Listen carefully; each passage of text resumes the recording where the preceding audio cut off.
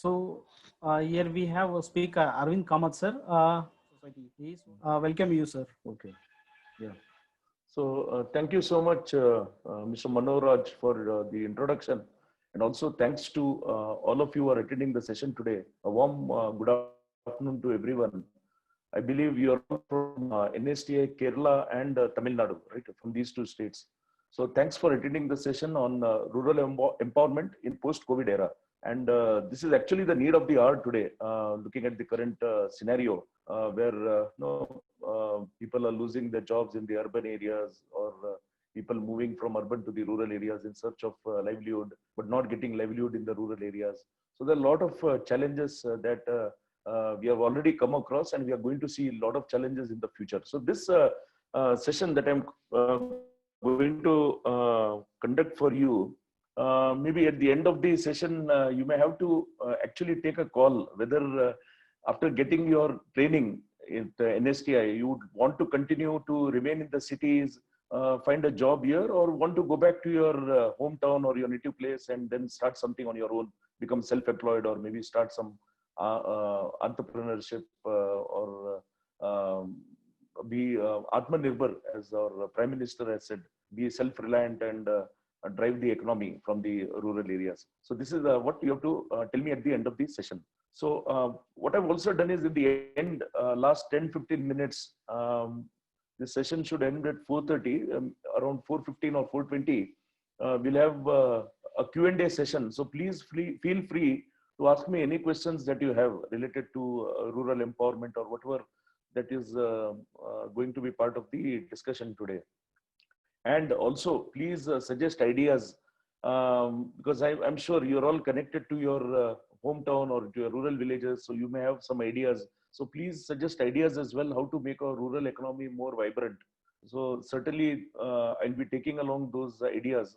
Perhaps we will implement them, because the NGO that I'm associated with today, Happy World Foundation, is now going to focus heavily on rural education and creating livelihood in the rural areas, especially women empowerment, because we feel empowering women is going to be a big is going to bring a big change in the overall ecosystem, especially in the rural areas. And with women being empowered, the entire village will get empowered, is what we believe. It's not that male don't assume that male members don't contribute, but yeah, what we feel is that women will bring change in the rural areas, and that should also drive the overall economy, not just the rural economy, but the overall economy of India. So with that, I will start the presentation or my webinar.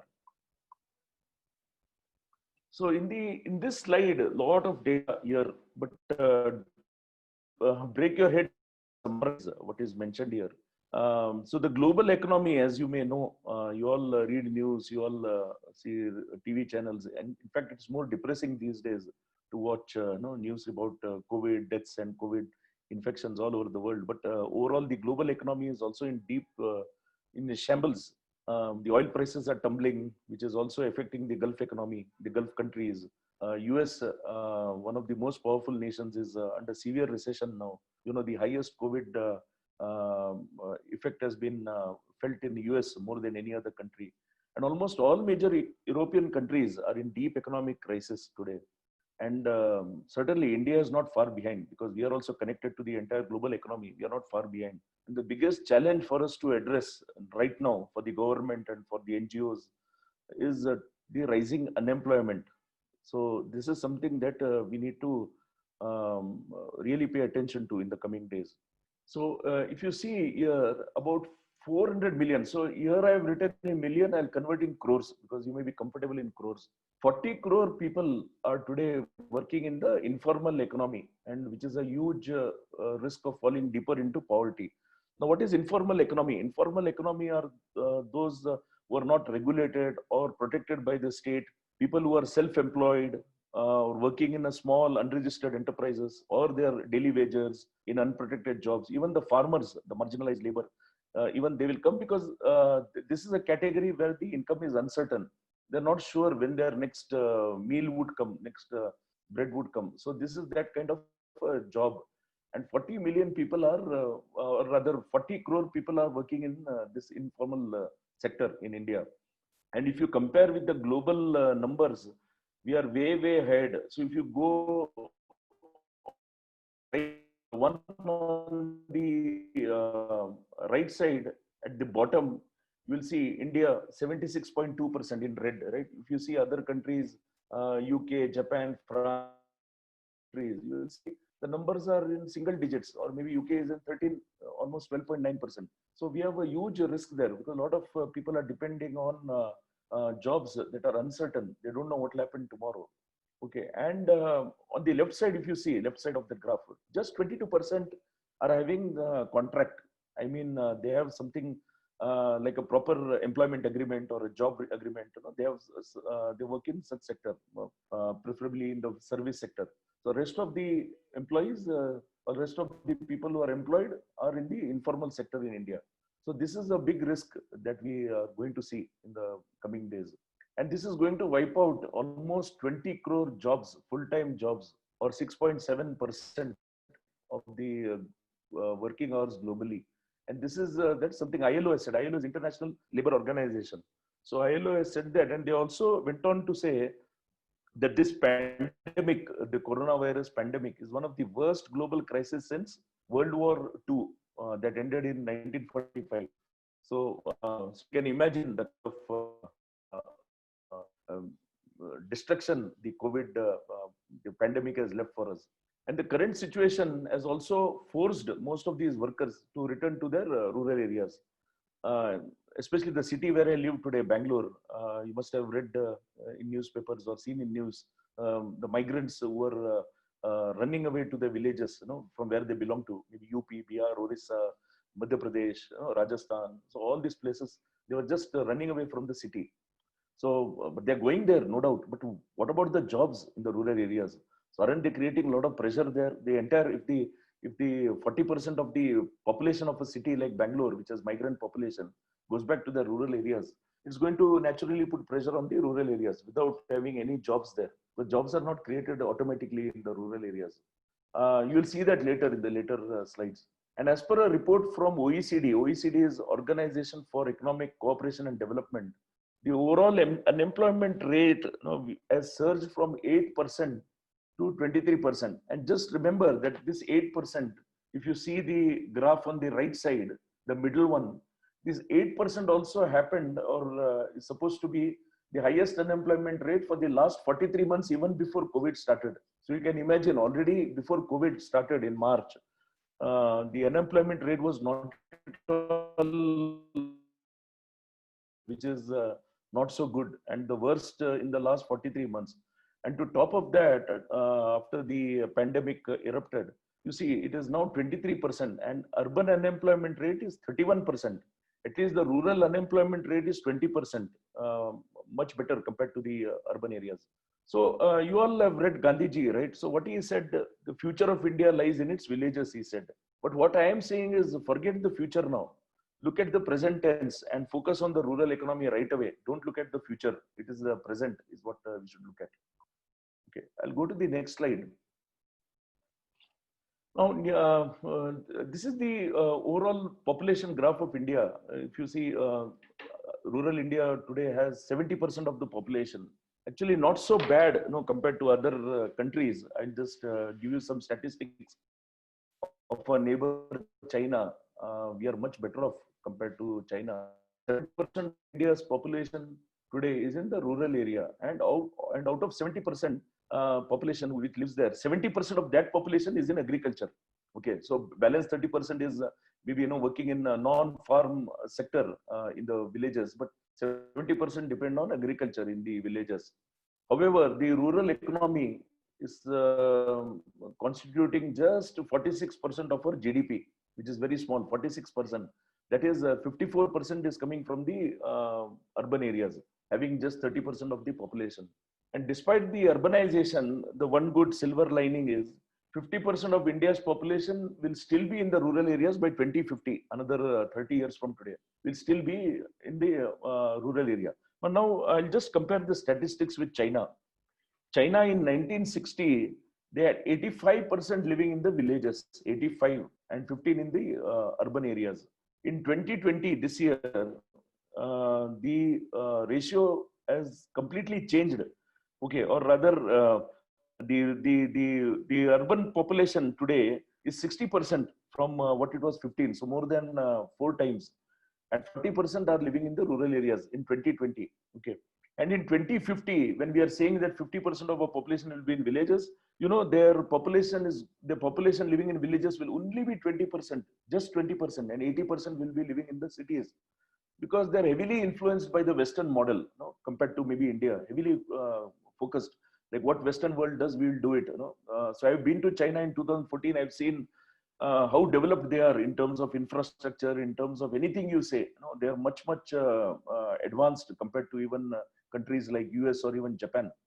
So that is the situation. But fortunately, in India, 2050, we say that we are going to have 50% of the population there. But I think we should even increase that percentage from 50 to maybe 60 with some of the initiatives that I'm going to discuss now.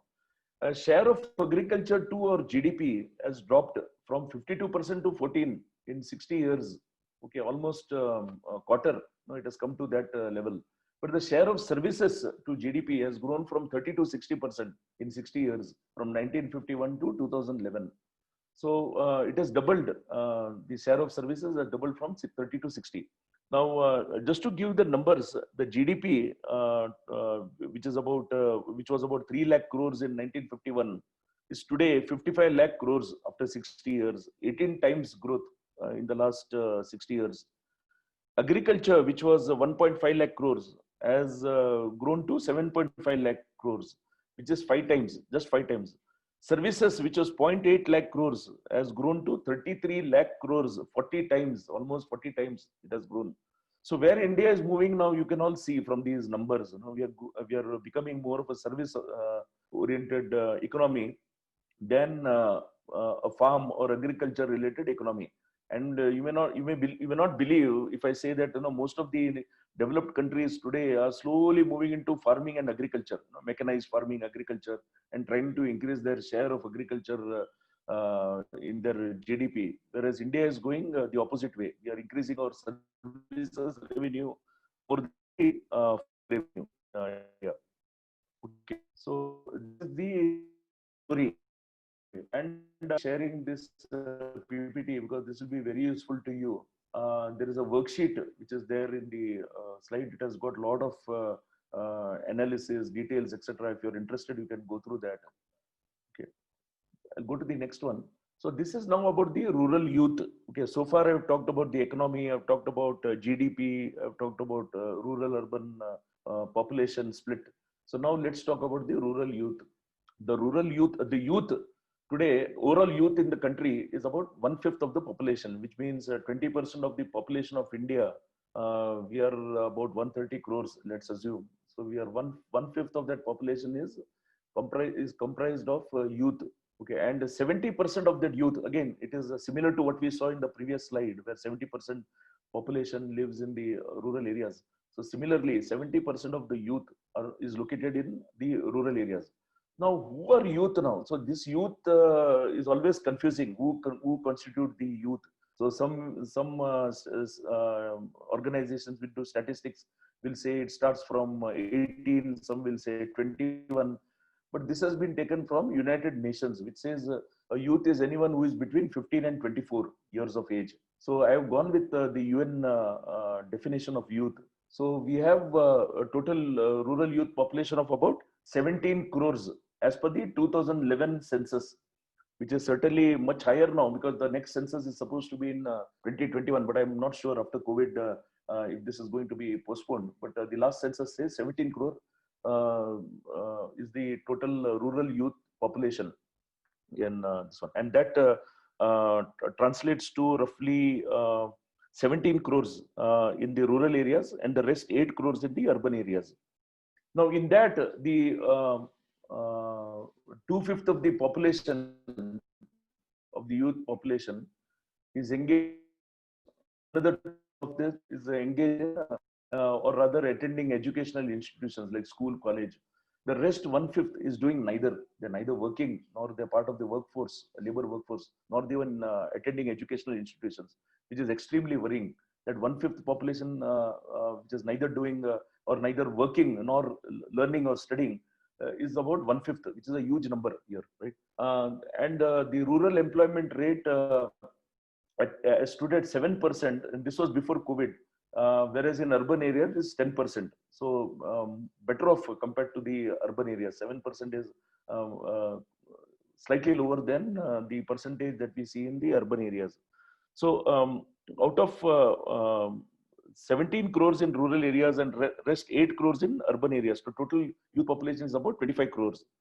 And in that 17 crores of the youth, rural youth population, 7 crores are in employment, which is that 2/5 we are talking about. 7 crores are studying, and the rest one-fifth, which is doing neither. There are about 3 crores. So 3 crore people in the rural areas are doing nothing.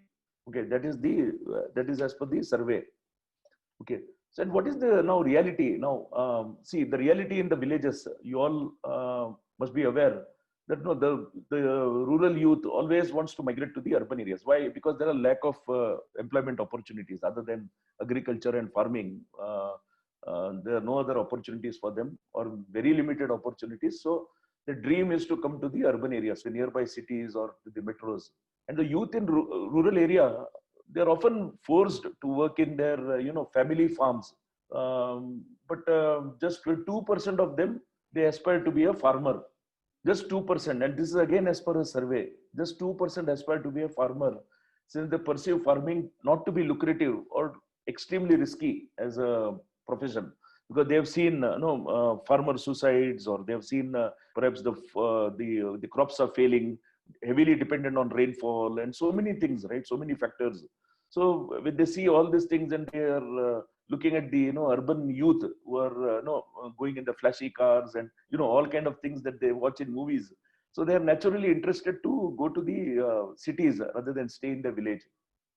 And there are social pressures as well, like in the village especially, it's a small community. So somebody who has studied and sitting at home, there'll be a lot of pressure. Either he has to work, or or he has to become that one-fifth which he doesn't want to become. So what does he do because of the pressure? He or she move to the urban areas, to cities. And what is happening in the urban area now? Urban area already it is congested. Like for example, a city like Bangalore, which was about less than 40 lakhs in 2000, is today more than a crore. They say 1.2 crores, but we don't know unless the next census happens.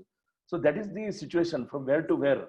Almost three times growth in the population in 20 years. So that is the growth that is happening in the city. City is the same. It is small. It is same. It is not perhaps growing that much in the area. And there is a lot of congestion because of that. The metro, the buses, or anything on the roads. There's a lot of pressure on the infrastructure. There is a lot of pressure on the jobs too. People should not think, okay, I go to the city, I'll get a job. No, they have to struggle a lot to get those limited job opportunities for them. So what is the solution to this problem? It's a huge problem, but what's the solution? So it can be found only by generating skilled employment opportunities in the rural areas. And certainly the government schemes, or the government of India, state governments, have to make it attractive for the rural youth to stay there. They have to make it attractive with all kind of schemes and encourage them to live in the rural areas. And as you know, farming income, or income from agriculture, is already non-taxable. So it was never taxed right from India got its independence. Farming was never taxed. It was only during the British rule when the Britishers used to extract tax from the farmers. But post-independence, there has been no tax on farming. So perhaps this is one point that most of the people in the city should take note, that there is no tax on this income. Now, what is the next step now? Okay, we have talked about the problem. We have talked about solution. So now let's get to the solution straight away in this slide. So this is the main slide, I would say, which talks about the steps in the rural empowerment, which is for the youth, which is targeted at 15 to 24 age group. So what we propose, that we have to first provide a foundation level education program. And this can start even before the age of 15.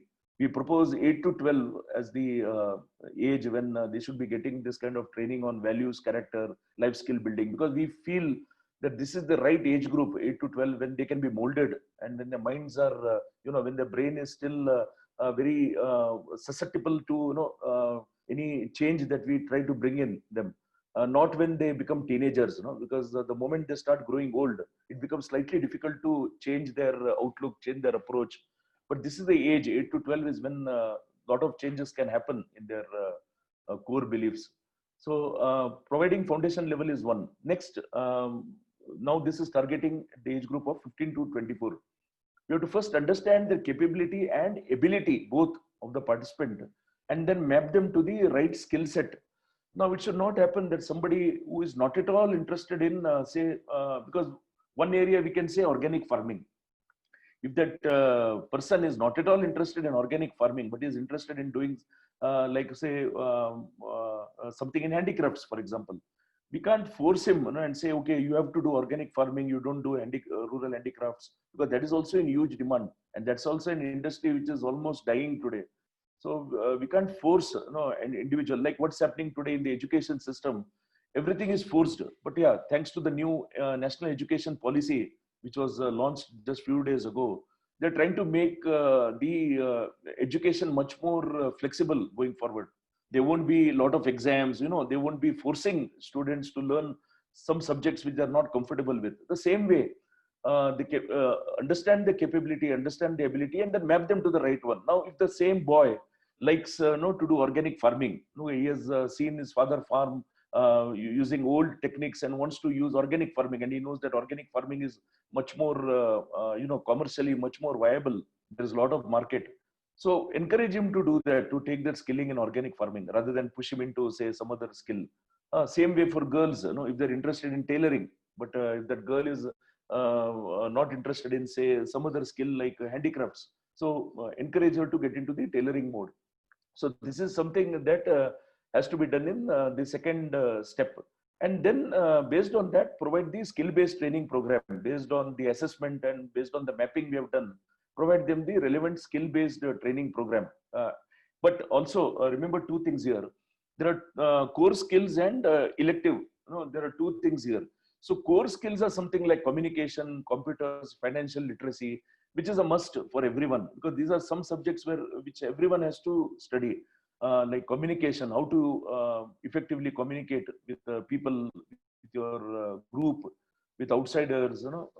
It could be written, it could be verbal, oral. So that kind of training should be, soft skills training should be given to everyone. It should not be selective. Training on computers, again, you need not be an expert in computers, but at least they should know how to use computers. So that should be given to everyone. This is the core skill set that they have to build.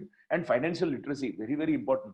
You go into any vocation or any skill or any job opportunity that you take up, financial literacy is a must. How do I open a bank account? How do I take a loan? How do I take insurance? All kind of things. Or even how do I maintain simple accounting books? Simple. I'm not saying you have to be an accountant, but at least he or she should know how to maintain books of account. Very basic. So these are some things that has to be taught as a core subjects, and the rest will be electives where they will be selecting based on their interest, and that will be a skill-based training program. And the next step would be identifying a village as a model village or as a pilot village, and then do it, and then slowly spread to other villages in a phased manner. And then use technology. That is very important in today's world. Today, most of the villages, most of the rural areas, they have 4G, and now 5G is also going to come very soon. When they have technology, it has to be leveraged, certainly leveraged, because unless you use technology, you cannot cover a larger mass. You cannot go, say, across the state or across the country. It will only remain within few villages. So this is something that has to be leveraged. So I'll just go back again and summarize. So the education at the foundation level, it could start at the very young age, say 8 to 12, then mapping to a job. Okay, not just force fit, but understand capability, ability, and map them to the right skill. Provide the skill-based training. And also remember that core skills are very important, like communication, a bit of computers and financial literacy. and then creating opportunity. Okay, this is something that most of the NGOs or most of the organizations or even government, they fail to do. They'll give all kind of training, job skill based training, etc., but then they don't or they fail to provide them the opportunity, job opportunity or livelihood opportunity. So what will happen is whatever they have learned, it is wasted. Okay, so again the same thing will happen. They'll get frustrated, they'll come back to the city. They think that getting a job or getting money is easy in the city, so everything will fail. So unless there is opportunity created for them, there is no point giving them the skill based training. Okay, that is what is mentioned below. We should we should ensure that every youth, they enjoy a life of dignity, and he lives in his own village, and he should be given opportunity for sustenance and livelihood. Otherwise the entire program will fail. The next slide is more detailed. Here I've mentioned the areas that one can take up. So I've categorized into three. The first one is more about the current opportunities that exist already in the villages. But what they require is more of marketing, technology, logistical support. That is required. Otherwise, all the things will remain in the village. It has to be publicized. It has to be marketed well. The technology has to be used. Proper logistical support has to be given in terms of transportation.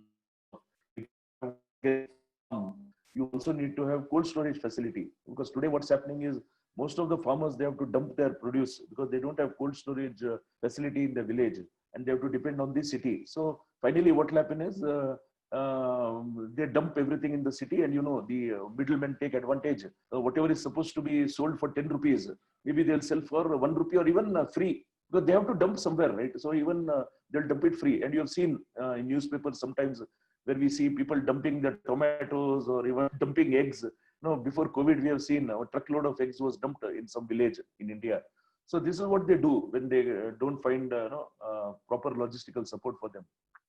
So I'll not go in detail. I'll just pick up few, because a lot of things mentioned in this slide. Organic farming, certainly very attractive today, because most of the urban dwellers want everything organic today. They want to consume, and they're willing to pay more. So that is becoming very popular.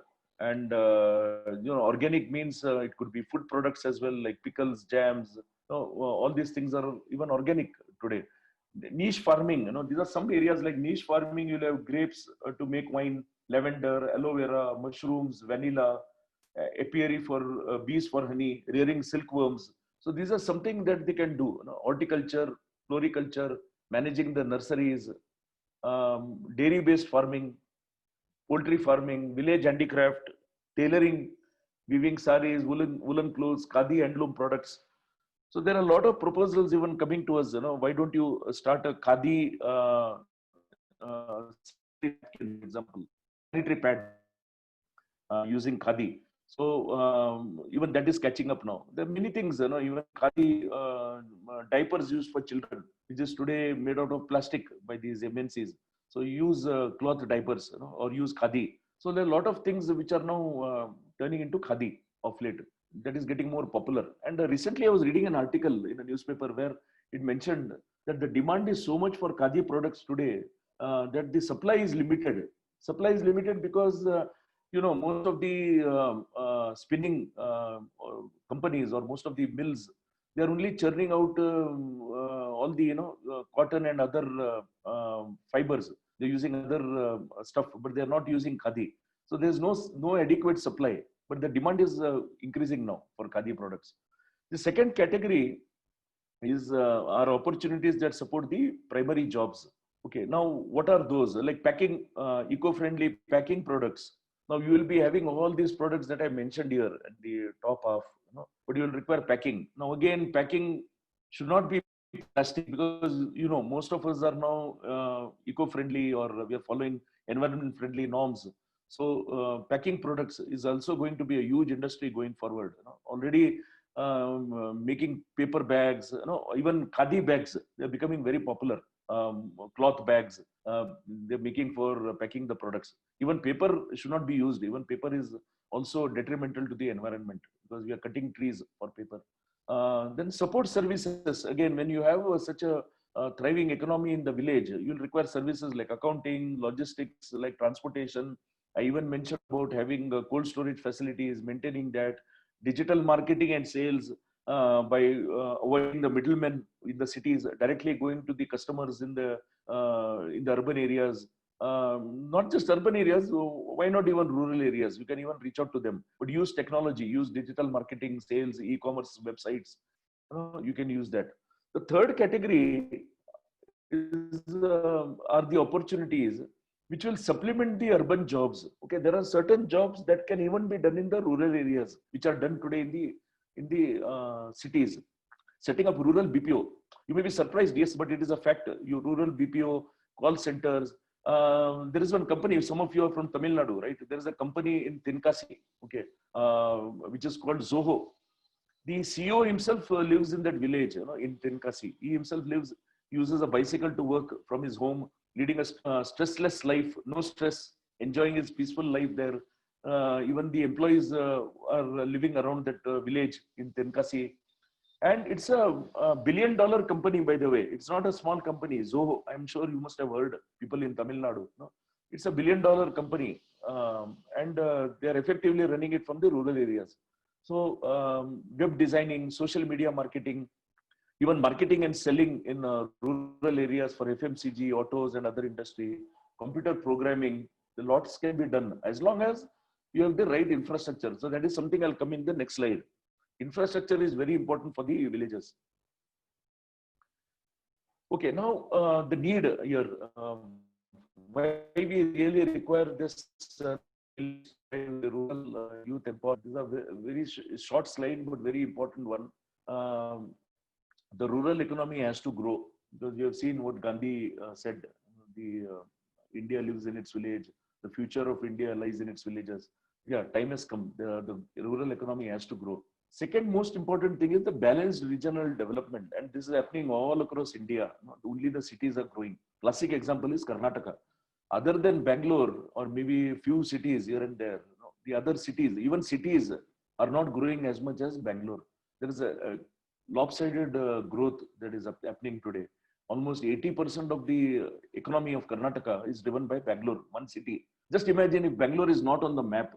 So what kind of contribution will come from the state of Karnataka? Maybe Kerala, not that much, because Kerala is comparatively well balanced, except for, say, some districts in northern Kerala. But overall, it is balanced, well balanced compared to other states. Even Tamil Nadu, slightly similar to Karnataka, where the growth is around Chennai areas, or maybe Madurai, Trichy, Coimbatore. Other areas are still king. They are still lagging behind the other cities. So this is what is happening all over India, not just in a state like Karnataka. So there has to be a balanced regional development. The growth has to happen in the villages, or even in tier 3 cities, tier 2 towns, cities. The growth has to happen, not just focus on one metro or one big city. So the income disparity. Now you will be surprised if I give you the statistics that the per capita income, that is how we measure the income of individual. The per capita income in the urban area is about 98,000 rupees. And this was done recently. I think the parliament, this question was asked to understand what is the, how is the balance maintained between rural and urban areas? There's no balance, it is imbalance. So the answer given was 98,000 per annum is the per capita income of people living in the urban areas. And you know what is the per capita income of people living in rural areas? Okay, it is only 40,000. 98,000 compared to 40,000, less than half. So 40,000 is the per capita income. I'm talking about per annum. Okay, in a rural area, which is less than half than what person earns in the urban area. Okay, so this, you can easily measure the kind of income disparity which is existing between urban and rural areas. And this will also result in reduced migration to the cities. Once the villages are growing, once the tier 2, tier 3 cities are growing, there will be reduced migration to the cities, which are already choking with inadequate infrastructure. And of course, now coupled with loss of jobs. So it's already crumbling. But if the rural economy had more jobs and better prospects, why will rural youth come here? You will be better off staying in the village, so to earn his livelihood. And not just that, I've even mentioned that even the urban youth should also move to the villages. Slowly, the trend is changing now. Slowly, it's happening. I've even come across people coming back from the US or even completing their foreign assignments, not going to the city, but going straight away to the village and trying to drive, whatever as per their passion. They are becoming organic farmers, or they're trying to do a lot of things, in the village today rather than come and settle down in the city. So slowly the change is happening. We are seeing that change. So we wish, that in future the urban youth should say, okay, I want to go to the village. I want to go to my place, to my hometown, and then start contributing from there and try to become uh, or create employment for the for his rural brethren. So that should happen going forward. Now, what is the help required from the government to play a very important role in making this happen? Because NGOs by themselves cannot do much. We all know Quest Alliance, you are there, we are also there in this rural empowerment. But we know how difficult or how tough it is to bring a change unless there is a blessing from the government. So their support is very much required. So they have to increase their capital expenditure in the budget. They have to invest in the infrastructure. I was mentioning about infrastructure, not just to roads, the Wi-Fi, internet connectivity, then power and electricity, because most of the rural areas today have power problem, especially in the summer. There's a lot of issues on the electricity and power. So that is something that has to be addressed. Importantly, Wi-Fi and internet connectivity. Already 4G has reached many villages, but there are still a lot of villages, I would say, which are still unconnected. We may think that they are connected, but no, they are not. I was reading in newspaper today that even in some districts which are supposed to be very developed districts in Karnataka, many people don't even have television sets at home. Forget having Wi-Fi and internet connectivity. And when children now have to log into their classes using Wi-Fi or even television sets, because the government of Karnataka has allowed TV channels to beam their classes live. Uh, Even that people are struggling. You can imagine the TV sets, forget Wi-Fi connectivity. So this is something that has to be done. Then making loans available under the Mudra scheme. So Mudra is a micro units development and refinance agency, just started by SIDBI, where they give loans up to 10 lakhs without any security or guarantee. And this is given to non-farm, small micro enterprises, non-corporate, and they're given even by the commercial banks or even regional rural banks as well. Then microfinance often charge huge amount of interest. It goes up to 20, 25 sometimes.